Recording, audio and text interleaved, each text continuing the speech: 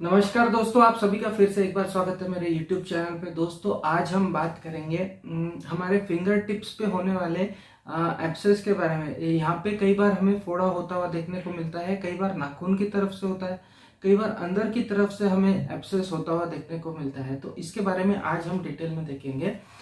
इस चीज को हम पेरोनाइचिया, विट्लो या फेलन के नाम से इंग्लिश में बुलाते हैं। तीनों ही चीजों में डिफरेंस होता है, लेकिन साइनोनिमसली हम इन तीनों ही टर्म्स का यूज करते हैं। तो तीनों में क्या डिफरेंस है और किस तरह से इनका डेवलपमेंट होता है, क्या रीजंस होते हैं इनके पीछे, और कौन सी वो होम्योपैथिक दवाइयां हैं जो इस तकलीफ से आपको आराम दिला सकेंगी, इस सभी के बारे में आज हम डिटेल में बात करने वाले हैं। तो वीडियो अंत तक जरूर देखिएगा। तो चलिए शुरू करते हैं।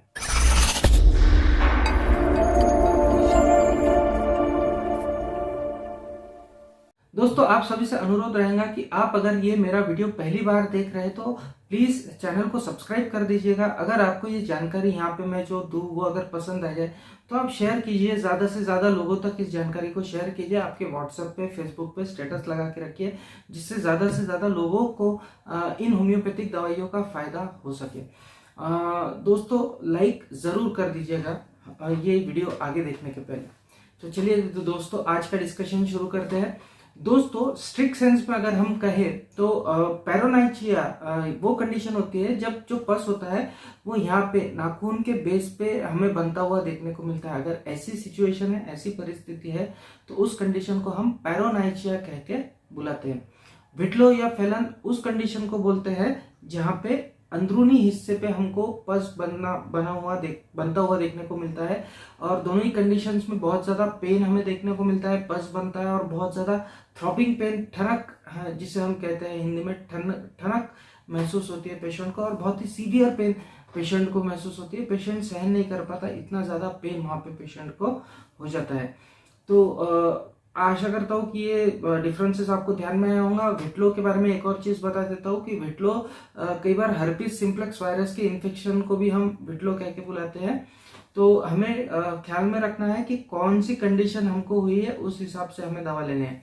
बहरहाल मैं यहाँ पे उस कंडीशन की बात करूंगा जहां पे हमें पस बनता हुआ देखने को मिलता है, चाहे वो विट्लो का हो यानी अंदर की तरफ बनता हुआ पस देखने को मिलता हो, चाहे वो पेरोनाइचिया का हो जहाँ पे नाखून के बेस में हमें पस बनता हुआ देखने को मिलता है। तो इन दोनों ही कंडीशंस के बारे में हम आज मेडिसिन डिस्कस करेंगे। कौन सी वो दवाइयां है जो इस कंडीशन में काम आती है, जो लेने के बाद में इस कंडीशन में बहुत जल्द आराम हो जाता है और पेशेंट को ये तकलीफ से छुटकारा मिल जाता है।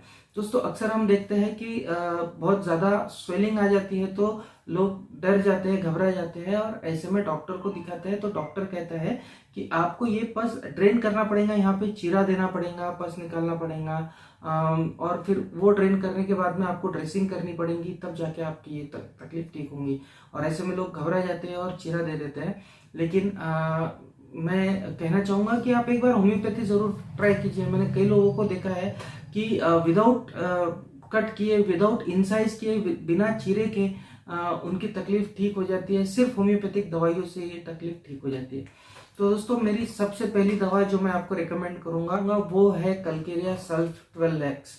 कल्केरिया सल्फ एक बायोकेमिक रेमेडी है। 12 टिश्यू सॉल्ट जो है शुजलर के, उसमें से एक दवा है। और 12x कंडीशन में आप ये दवा ले सकते हैं कब, जब आपको लग रहा हो कि यहाँ पे हल्का हल्का सा दर्द महसूस हो रहा है, थोड़ी थोड़ी सी सूजन आ रही है और आगे चल के यहाँ पे पस बन सकता है।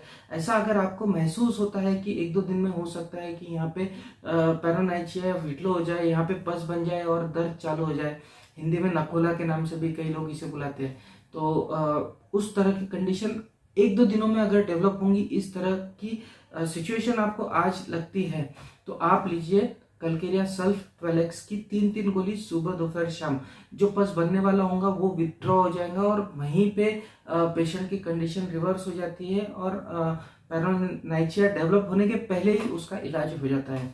तो बहुत ही इनिशियल फेज में अगर है तो कल्केरिया सल्फ 12x आप ले सकते हैं। लेकिन अब आपको ऐसा लग रहा है कि यहाँ पे थोड़ा बहुत पस तो बन गया है, अब ये पस अगर निकल जाए, पक जाए ये और बाहर आ जाए तो बहुत अच्छा होगा। इस तरह की अगर कंडीशन है, ये थोड़ी सी अगली स्टेज हम इसे कह सकते हैं। इस तरह की अगर स्टेज है कि थोड़ा सा पस बन गया है लेकिन अगर निकल जाए तो अच्छा है, तो उसमें 2 मेडिसिन मैं आपको सजेस्ट करता हूँ। एक आपको अंदर लेना है, पेट में लेना है, और दूसरी मेडिसिन आपको बाहर से लगाना है।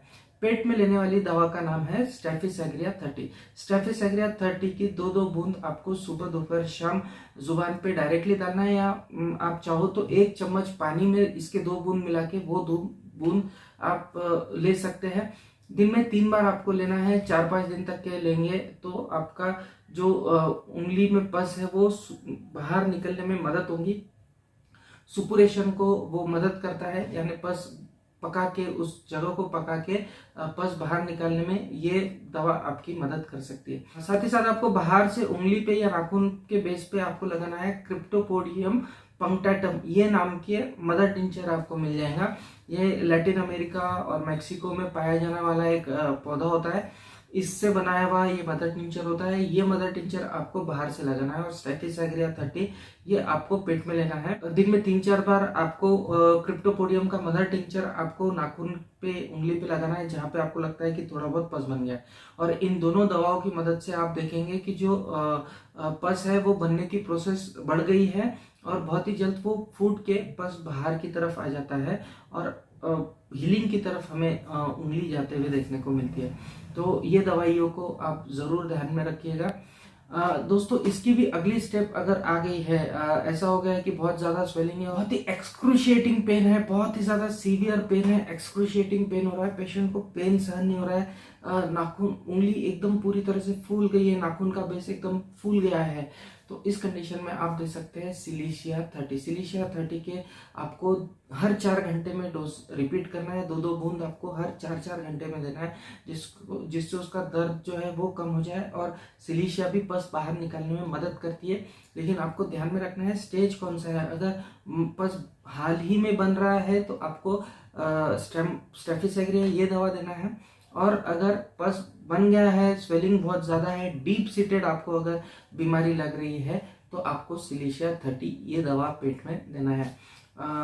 मदर टिंचर यहाँ पे भी आप लगा सकते हो उंगली पे, जो पस बाहर निकालने में मदद ही करेगा।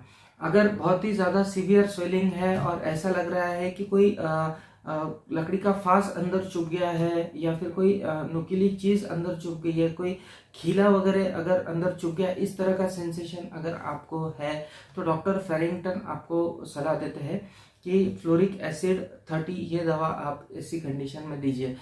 लेकिन ज़्यादातर केसेस में मैंने देखा है कि सिलीशिया 30 के ही बहुत अच्छे रिजल्ट आपको देखने को मिलते हैं। लेकिन ये स्पेसिफिक सेंसेशन अगर है कि उंगली में फास्ट चले गया है, या फिर खीला चुभे जैसा लगता है, इस तरह का सेंसेशन अगर आपको लगता है, या कोई पेशेंट आपको बताता है, तो हमें फ्लोरिक एसिड के बारे में भी ज़रूर एक बार सोच लेना चाहिए। इसके अलावा सल्फर और हिपार सल्फ नामक दवाइयों से भी कई लोगों को आराम मिला है। मेरे पर्सनल एक्सपीरियंस में सिलीशिया, स्टेफिसेग्रिया और क्रिप्टोपोडियम के ही अच्छे रिजल्ट्स मुझे देखने को मिले हैं।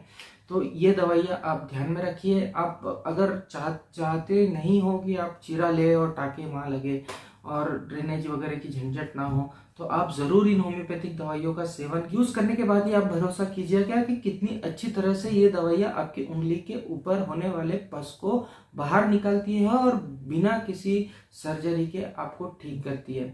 तो दोस्तों, आशा करता हूँ ये जानकारी जो मैंने आज दी आप सभी को पसंद आई होंगी। इसी तरह इंटरेस्टिंग सी जानकारी जानने के लिए मुझसे जुड़े रहिए, इस चैनल को सब्सक्राइब जरूर कीजिए। मिलते हैं अगले कोई इंटरेस्टिंग से टॉपिक के साथ अगले वीडियो में। तब तक के लिए आप सभी की इजाजत चाहूँगा। जय हिंद, जय भारत, बाय।